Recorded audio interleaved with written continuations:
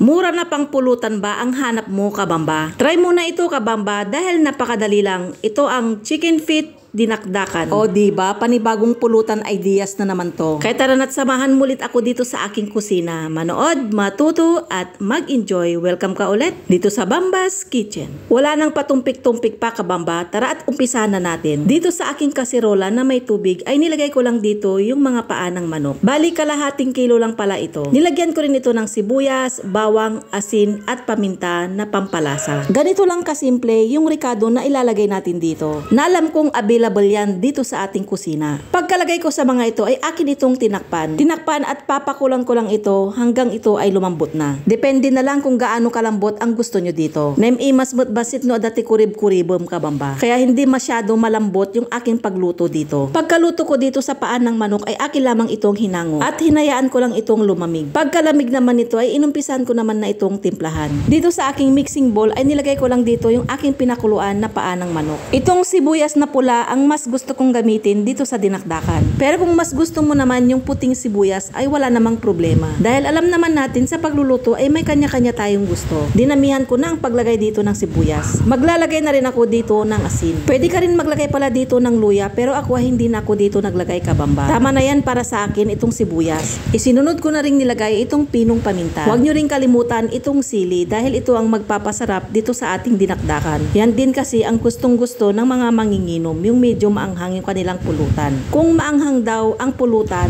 tiyak mapaparami sila ng tutubahin na 2x2. Joke lang, kabamba.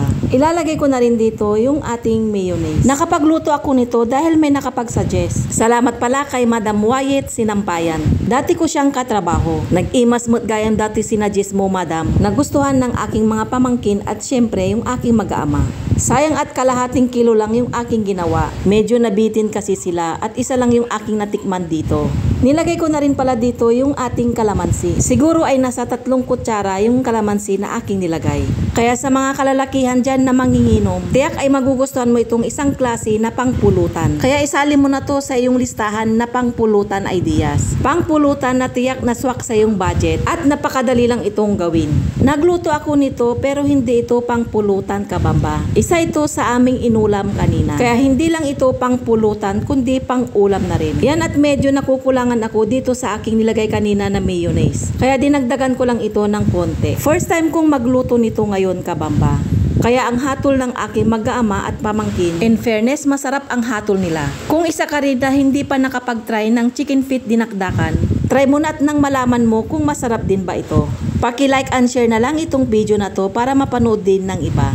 Maraming salamat sa panonood, kabamba. Hanggang sa muli!